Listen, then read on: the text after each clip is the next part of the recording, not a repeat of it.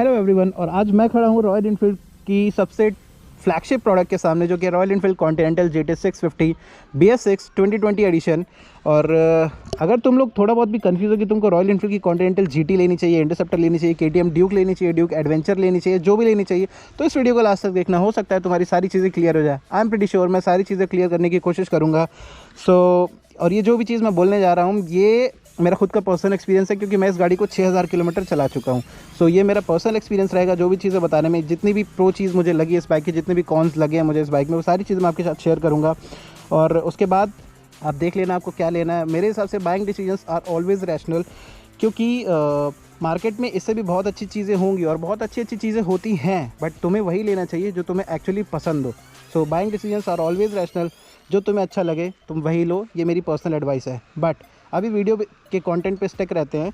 सो इस बाइक को बनाने में रॉयल इनफील्ड को 10 साल लगे थे, एक डेकेड लगा था। ऐसा मैं नहीं कहता, ऐसा खुद रॉयल इनफील्ड के एम्प्लॉयज़ कहते हैं, उनकी रिसर्च कहती है।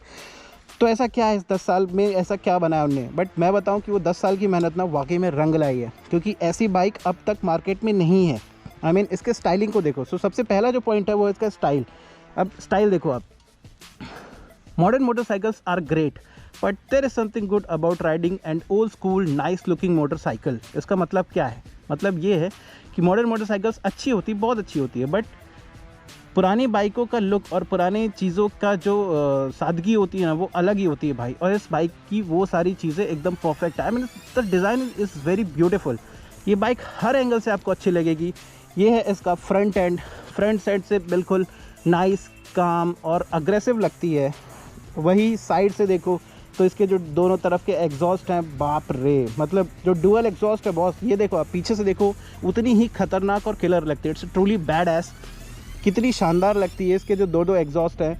और तुम्हें 3.5 लाख रुपए में इससे नाइस लुकिंग मोटरसाइकिल नहीं मिलेगी। अब ऐसा कैसे, मैं तो बता दूँ कि इसके 2 एग्जॉस्ट हैं। हाँ, कुछ लोग, अब इसमें भी क्या होता है, कुछ लोगों ने शिकायत की है कि यहाँ पर ये जो दिख रहा हो, ये जो ग्रिल है, ये ऑयल और एयर कूल के लिए बना हुआ छोटा सा रेडिएटर है। बट लोगों ने कहा कि ये लिक्विड कूल होता तो ज़्यादा मज़ा आता। अरे मेरे भाई, 2 मिनट भावनाओं को समझो। अगर यहाँ पे एक बड़ा सा रेडिएटर और एक पंखा लगा दें तो इस बाइक की स्टाइलिंग का क्या होगा?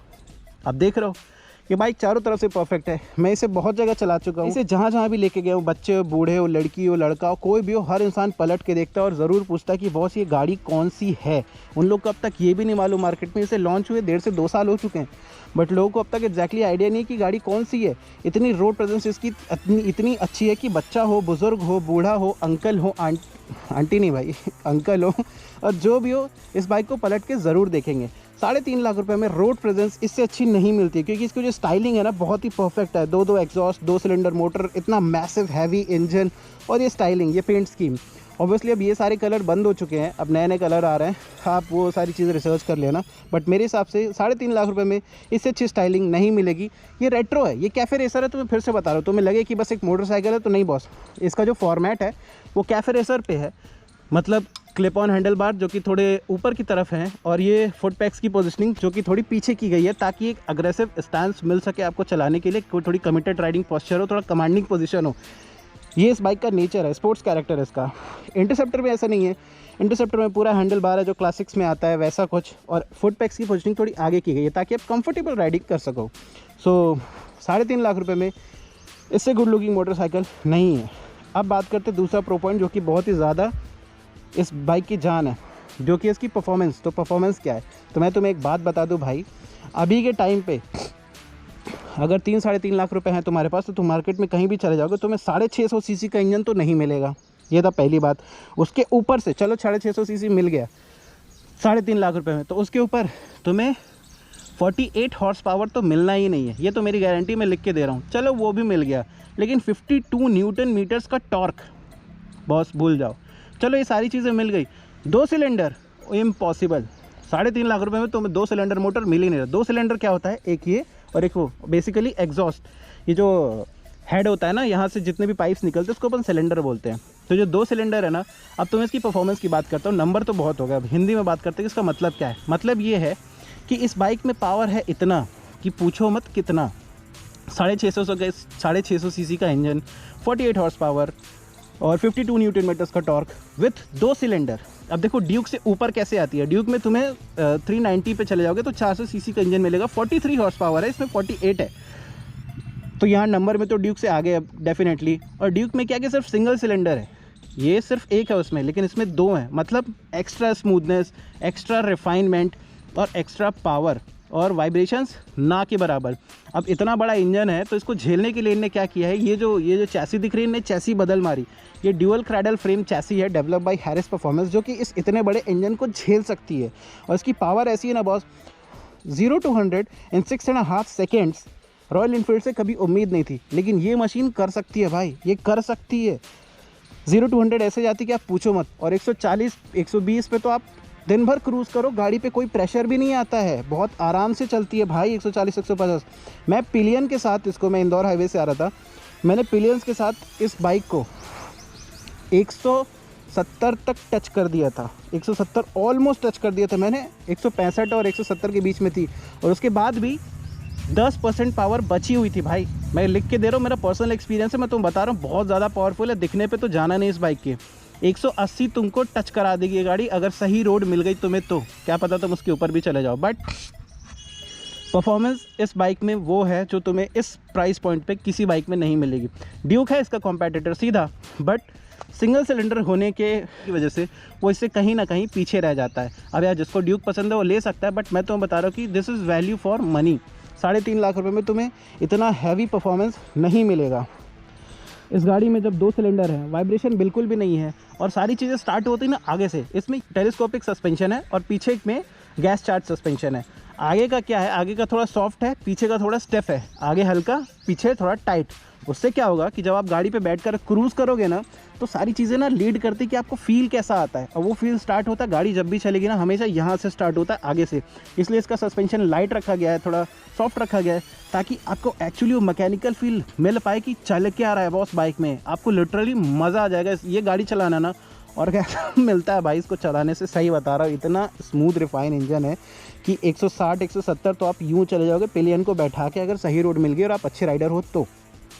ठीक है, अब तीसरा पॉइंट, कंफर्ट और कंपैटिबिलिटी। आप कितने, ये बाइक कितनी कंफर्टेबल है आपके लिए और आप कितने कंपैटिबल हो, वो चीज़ें इस बाइक में कैसे, मैं तुम्हें बताता हूँ।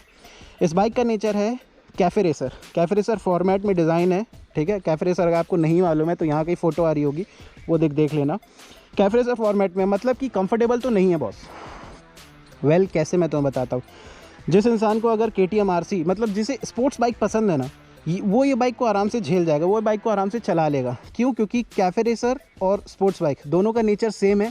आगे की तरफ थोड़ा लीन होकर बैठना पड़ता है, आगे झुक कर चलाना पड़ता है। और बाकी की जो बाइक्स होती है, जो एडवेंचर हो गई, जो ये एडवेंचर हो गई, नेकेड स्पोर्ट्स हो गई, स्ट्रीट फाइटर बाइक हो गई, जितनी भी ये बाइकें हैं ना, इन सब का नेचर होता है अपराइट पोजीशनिंग, थोड़ा ऊपर की तरफ, जो ड्यूक है।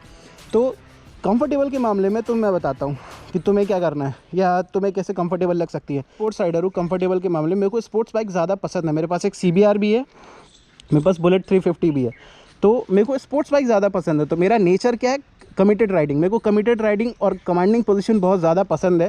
मेरे को आगे झुक कर चलाना बहुत ज़्यादा अच्छा लगता है, लीन होकर चलाना, इसलिए मैंने ये बाइक ली। अब लोग क्या करते हैं, ये बाइक इतनी कूल है कि लोग शुरू में गलती कर बैठते हैं, वो यही लेते हैं, कॉन्टिनेंटल GT ही लेते हैं। बहुत ये 200 किलो की है, ठीक है। होता क्या है कि वो ले लेते हैं, फिर ये क्लिप ऑन बार्स, ये उनको दिक्कत देने लगता है जगह जगह पर, क्योंकि ये दिक्कत देता है थोड़ा बहुत, ऐसा नहीं है। मेरे को नहीं देता क्योंकि मेरे को यूज़ टू हो गया हूँ मैं, मेरे को आदत हो चुकी है।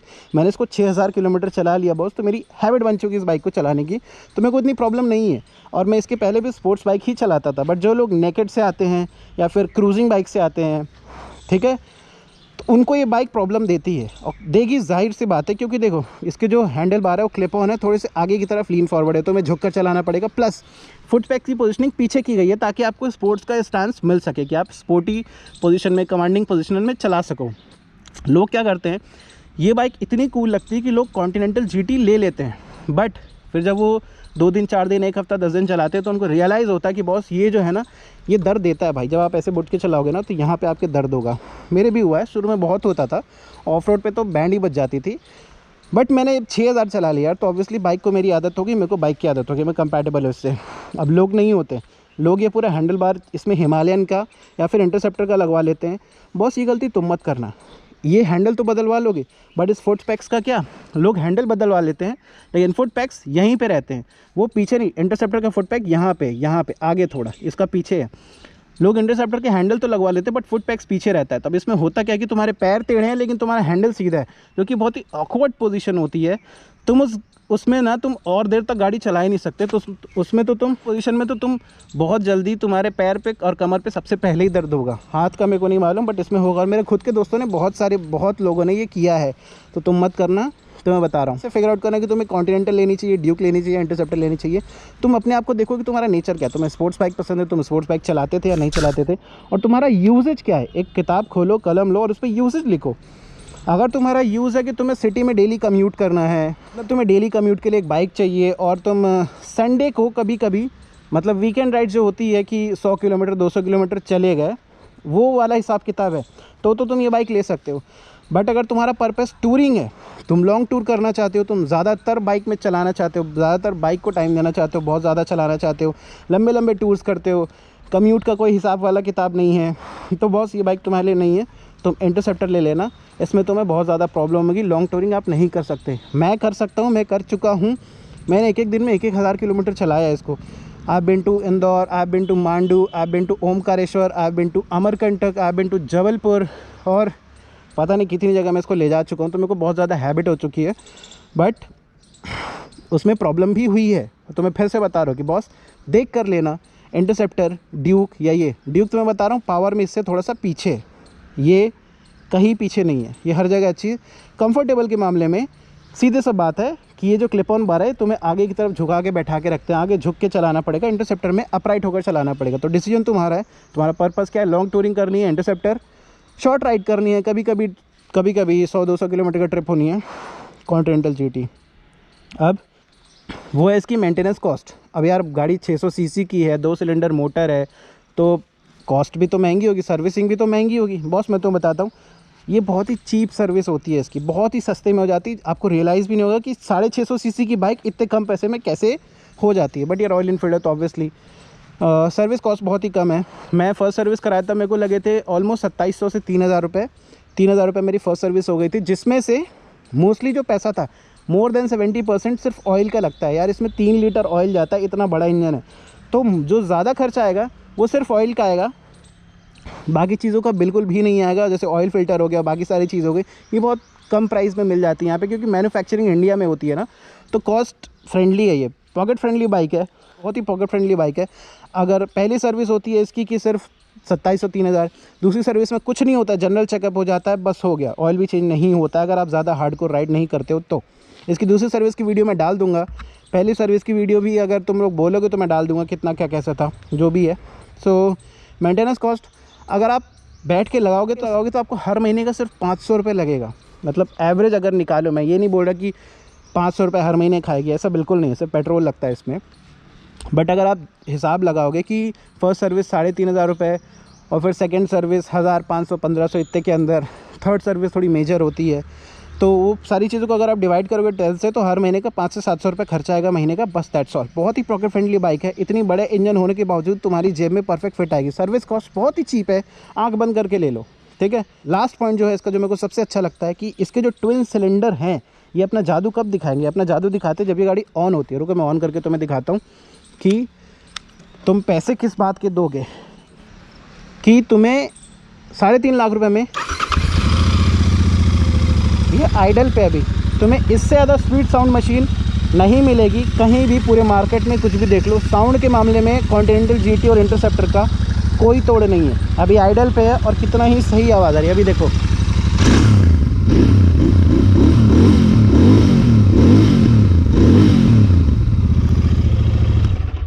ये तो इसका 5वां प्रो पॉइंट जो कि है इस बाइक का साउंड। इसका एग्जॉस्ट नोट नेचुरली बहुत अच्छा है, और अगर तुमने गलती से तो नहीं, बट अगर तुमने इसमें गुड़ सेवक के एग्जॉस्ट लगवा लिए तो बॉस ये बाइक लीटर क्लास, मतलब 4 सिलेंडर के तरह साउंड करती है। एग्जैक्ट नहीं बट वैसा ही कुछ साउंड करेगी।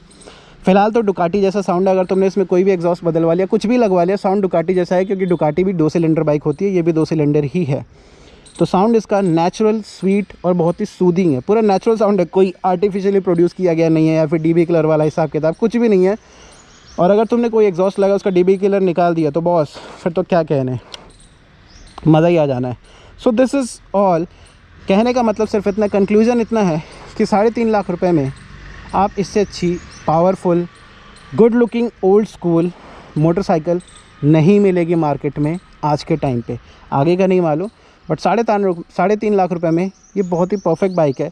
आंख बंद करके ले लो, परफॉर्मेंस हो, लुक्स हो, आप रिग्रेट नहीं करोगे। आप कहीं भी लेके निकल जाओगे, हर बंदा आपसे पूछेगा भाई कितने की ली और कहाँ से ली और कौन सी बाइक है ये था आज का कंक्लूजन।